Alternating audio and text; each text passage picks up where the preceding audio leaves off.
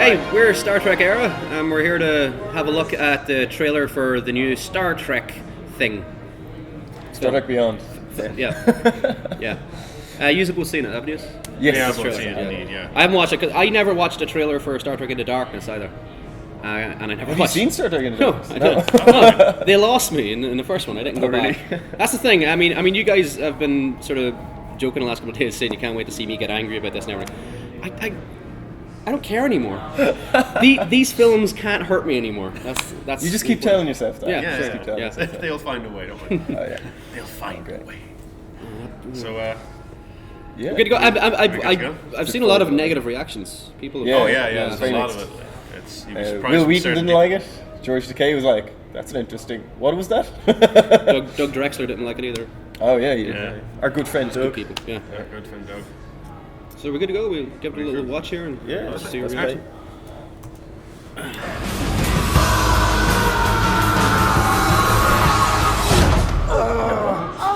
Okay, let's never do that again. That's not.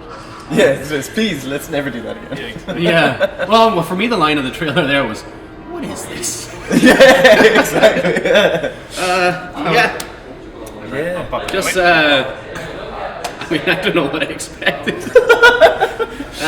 you Well, expect the that? uniforms. The uniforms get crazy like the last one, had Nazi uniforms, grey stuff and everything. Yeah.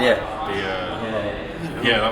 That was very. I did laugh at one point. I laughed at Bones' line. That was funny. That was I like him as Bones. Yeah. Yeah, I like him as I think Bones. he's really good as Apparently, Bones. they used him even less in Star Trek Into Darkness, though. Than Yeah, he had very little to do with it. yeah. I just He just did some playing with tribbles, which still didn't make sense. Yeah, because it just They had discovered tribbles at that point. I don't know. Yeah. It's hard to remember. I had already seen a picture of those white and black aliens. Oh, the knockoff Cardassians. No, no. no, yeah, no. Oh, no, the ones that look that- like the elves from the Golden Army. Right. Yeah, yeah, Yes. it did actually. Yeah, it looked like don't- Nuda from Hellboy. Yeah. A little part of me wonders, are they going to do a play on that original series episode where Frank Gorshin Oh, the is black on one side, Oh, white on the the black other? and white. Like maybe there's ones that are black with white lines on them. I don't know. That's That would be creative. Yeah. But it would be also be completely. It would be taking the reboot idea too far. Oh, yeah. Which they've already done anyway, because the timeline only got reset in the 23rd century. Yet somehow it changed enough in the past that even though he left Earth in the 90s as Ricardo Montalban, he arrived in the 23rd century as a pasty white guy. as Snickerbitch Cumberbuzzle. Yeah. I know there is a comic book that tried to explain it. I read the first issue and then I never got Tried it. to explain it. And it's like it starts off with him as an Indian kid with like one leg or something, and then they do all experiments on him, and he grows his leg back, and he's stronger than all the other kids. Right. And then I didn't read the rest of the other parts, but Yeah, apparently that just he sounds somehow made bizarre. himself white for a mission or something. I don't know. That's what I assumed. They sent him in to assassinate white people who would be skeptical of Indian people. So Or is he white? that's what I'm assuming. I don't Yeah. know. Maybe he had to go undercover in a like white supremacy gang or something. There's a movie. Yeah, that was a great movie. Yeah. Although it sounds a bit like. is gone. It's pretty amazing. K-H-N. So why are you going after these racist cons? They task me. They task me, and I mean to have them. Yeah, trying to digest what I just saw there. Just a lot of imagery, a lot of noise. I posted on our Facebook page there was an interview I found with Justin Lin. Yeah, and he was just defending like, it. he was just saying how I didn't expect him to cut the trailer that way, and one of his line was, "Did you have to put the motorcycle dirt bike in? in, yeah. Really? You know? Okay then. You know? Yeah. He's just like, please. It's not what I'm trying to do here. Did you have to put the motorcycle in the movie? Well, Kinda- there's that as well. Kind of your fault. Yeah. You stupid balls. Simon Pegg's been really negative about the trailer. Yeah, he. Was he's But written again, that could be damage control. It's like when Ewan McGregor and Liam Neeson all came out. No, in fairness, they had a point. But everyone in between the Star Wars prequels, they would all fucking turn on them. Samuel L. Jackson and Ewan McGregor would talk shit about, oh, it's terrible to work on those movies. And you're talking about it, and then they'd happily show up. Hey, George. Yeah. In the next movie, you just know George is like, oh, hi, yeah, I read that interview, you cock. Yeah, I get the feeling maybe Simon Pegg's doing something like that, where he's just trying to cover his own reputation. I don't know. Well, you wrote that movie, man. But yes, these things get marketed badly sometimes. You never know. I won't be watching it. Like, I mean, I'm really just they lost. Oh, really? me. Not even As soon as I saw a big Nokia sign in the the first 2009 movie, just Yeah, like, yeah. real. That's like, I'm not someone who's completely into Gene Roddenberry's vision of the 24th century, because a lot of it's very fairy tale stuff. Yeah. But you should at least hold to the ideals of it, you know, and certainly not. I don't think he would have corporations in the 23rd century. Like even with when they tried to do it in Deep Space Nine with Quark Tried to have advertise, and Cisco was like, Cisco- "Fuck off!" No, I watched that episode we're where not you gonna do like the other day. Yeah. That's the last episode of season 2. Yeah. Season 9. Yeah. But When even they then, first meet the Gen, it's called the Gen. I literally watched it like yesterday. yeah, that's what they go down the planet. They're bringing Jake on a on like a survey for Yeah. a school project, and he goes, and Quark goes along with him to try and convince Cisco And to let him advertise on all the monitors around the station. Yeah. And he's just like, Quark has a great speech about the Ferengi, about how the reason humans or Federation don't like Ferengi is like we're what you used to be. Yeah, We're a reminder yeah. of your past. Yeah, Brilliant. that's Yeah. perfect stuff. Or Yeah, our see, that's future in good this Star case. Trek. Yeah. That's what Star Trek's supposed to be. Because people can say that sort of thing, like the idea of not having money. And I've seen clearly sort of slightly conservative Americans who can't marry their ideology with Star Trek, and I've seen them posting on YouTube videos going, I said, it's completely impossible. I've spoken to economists and they're saying like there's no way you can have a world without money. Yeah, you know, they're saying that's impossible. So is warp drive and subspace frequencies, man. It's science fiction for a reason, you know? It's the idea of hoping we can do that, you know? But they're still trying to like push that science and technology stuff. It was like trying to get a moneyless future is kind of ridiculous, but but a it's fair well, society ideal, might be it's better. an ideal that's Yeah. trying to be put forward of where Evenly distributed wealth, I think, is more the comparison. Yeah. Yes, I'm still, I'm trying to think more about that Picard trailer. Picard says in First Contact about We've outgrown material needs. it's We try to our we work pursuit to for- better ourselves. yeah. But that's what it's all about. That's the whole message of Star Trek. Yeah. Not needs. No, the message in these. Apparently, or actually, the exact quote is, Wait on a minute. "We are in a cinema." Yeah, I'm trying to go back through my memory of just that minute and a half of watching that, trying to pick out imagery to talk about. It was just like, what? Well, there are all these tiny ships taking down the Enterprise. Were they ships? Were they kamikaze ships? They're Were they kamikaze ships, were they or they're like missiles? drones Yeah. or some kind. Maybe it's some I don't kind think they're of, missiles. I missile. think they're meant to be smaller ships. Yeah. They're either infiltrate or completely destroy the vessel. So That CGI stunt with Simon Pegg looked awful. He comes out of the pod. He comes out of the escape pod Grabs on as it's falling off the cliff and manages to grab onto But it. he almost looks like he falls forward. It defies all physics. Yeah, it just reminded me of the likes of when I think it was in one of the Red movies where the car is swinging around and Bruce Willis just simply steps out of it Yeah, and and just fires misses a gun. his foot. Oh yeah, I saw that's that the in car. trailer. Keep going. Oh Yeah. yeah. I know. It's that kind of sense of ridiculous, over the top. It looks Yeah. cool, but it's just It's preposterous. stupid. It's It's better just to do a real stunt and take it from there. the- Yeah, so what do we around think? it with wire. What do we think the plot is based on that? That the Enterprise is destroyed very early on. In the Again. first act. Yeah. destroy the Enterprise. It's the third film. They gotta copy what's going on. So Yeah. in So the third Enterprise film, is Didn't they destroyed. destroy it in the second one? I saw from that trailer. It gets really fucked up in the It second gets one. fucked up. Oh it's yeah, not but it's not destroyed. destroyed. It's like they're already They on might to the D. Maybe they'll. They already have the Enterprise D now. It is. Or they're released on the sea. That nice ambassador class ship. Captain's log, USS Enterprise E. No, Captain. Oh, fuck F. Sorry. I forgot about that incident last week with the Romans.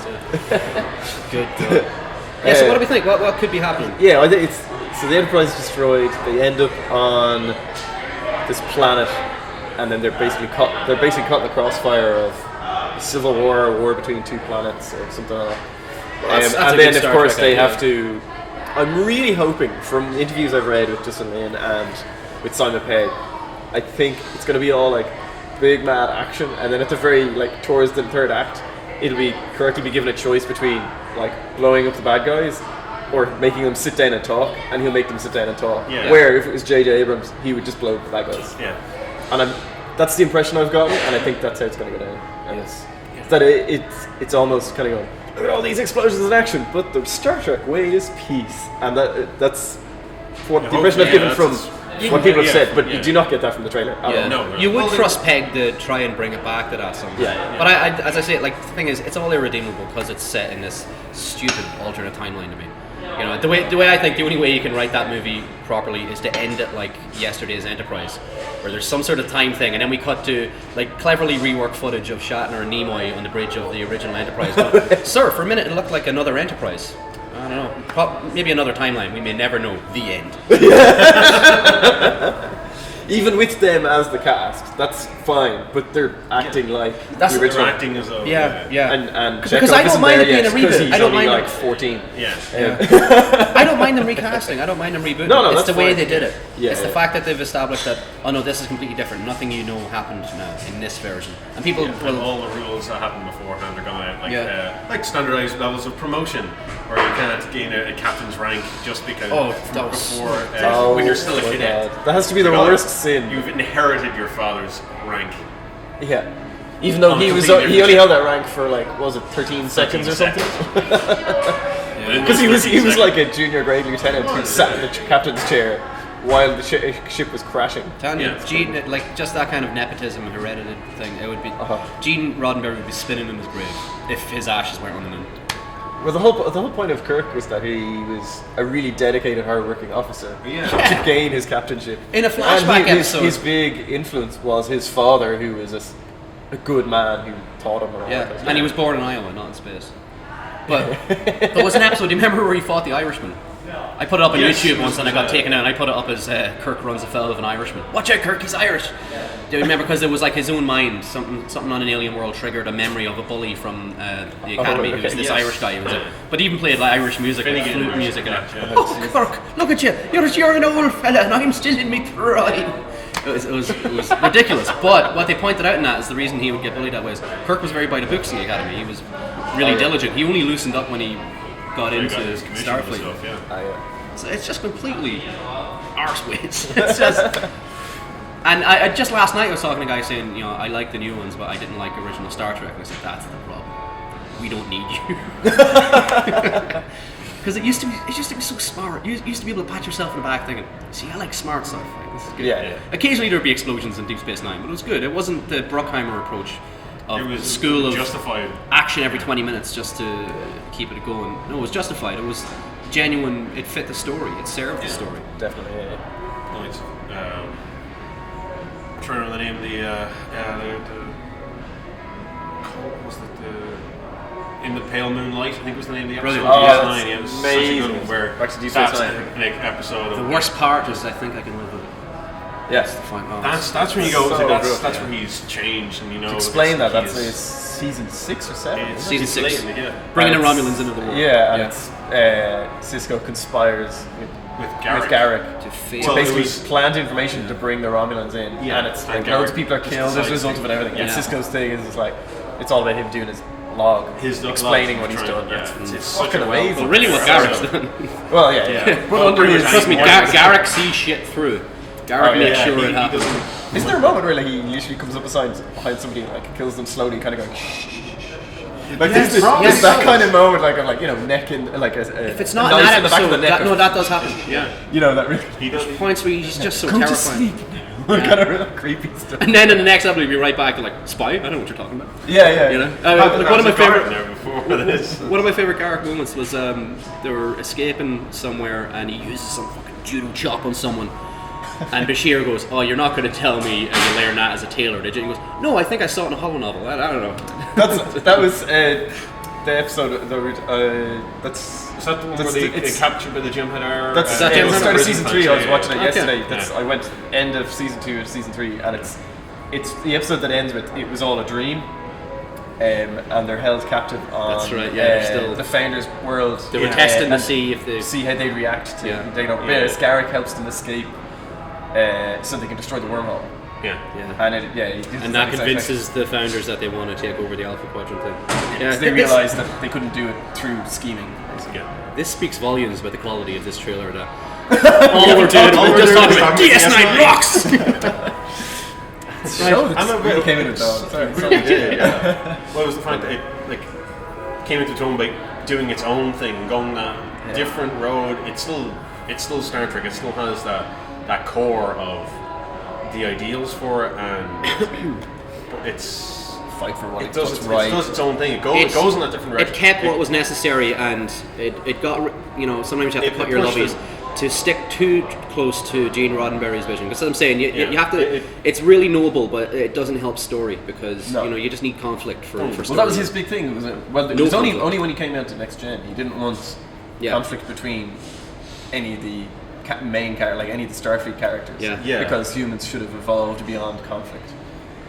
Which is a terrible way to write a series. Exactly. Yeah. Well, that'd be. But if you wanted to keep that, like you'd still have. That's why you have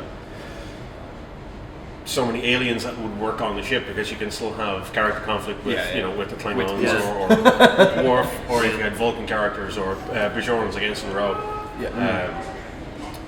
So there's you can justify your conflict to Gene. That seems to be what they kind of did. It was. Then anyway, so that film, I don't know. Where do you get a motorbike on an alien planet? I'm trying to. That's why I was trying to think. It was like, what could the possible way be? It was like maybe it's. Was it his motorbike and it was on the ship that's crashed onto the planet, and he was like, "I found my bike! Yay!" You hadn't been able to skateboard. They did have that really stupid sort of Mad Max car vehicle in Nemesis. Do you remember that? Utterly pointless. It drives off the shuttle. It was like the Argo shuttle. Yeah. I can't remember what the Dune buggy was called. But you have a shuttle. Why do you need that? Land closer. To what you're looking for. That's like putting your watch. What it was all the pieces of B4 were scattered around the planet, so they thought it'd be quicker to go around. I think the whole point was just to try to show that Picard wanted to have fun. Even though he was never really that character. That was something that always annoyed me with. Well, maybe that was post-Borg. It was probably post-Borg. He got very reckless, you see. Yeah. Like there's that moment in First Contact where he's almost gleeful about getting the mag boots on and going out on a ship, and Worf's he's like, I think we went for a little walk, and he walks off, and Worf's still like, really, you're enjoying this? So I think you could explain that just by saying, but we shouldn't have to. Really, they should.